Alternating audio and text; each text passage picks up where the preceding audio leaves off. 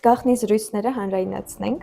Ինձ հետաքրքիր է առաջին ամենախենթ միտքը, որ որոշել ես անել, երբ հասկացար, որ Աստվածաշնչում գրվածը ճիշտ է։ Քաջություն եմ հավաքել ու գնացել եմ ուղիղ խոսացել եմ այն մարդկանց հետ, ում հետ որ խնդիր ունեի։ Ասել եմ, որ Աստված սա չի ուզում մեզանից, ու ոնց որ ըստ Աստծո խոսքի հաշտություն եմ էլի բերել։ Այդ իրականում եւ քո հպարտության հարցն է, որ պետքա դնես մի կողմ,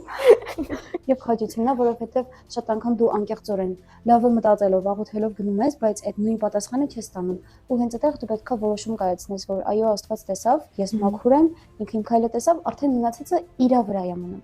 Ոնց որ Քրիստոսը դառնում է քո դատապաշտպանը այն ժամանակ, երբ որ դու էլ քո մեջ խնդիր չունես, դու արդեն ներում ես իրան, դու գնում խոսում ես, արդեն մնացածը ոնց որ իրա խնդիրն է։ Բայց դրանից հետո էլ մենք պետք է աղոթենք այդ մարդու համար։ Նես չի էլի։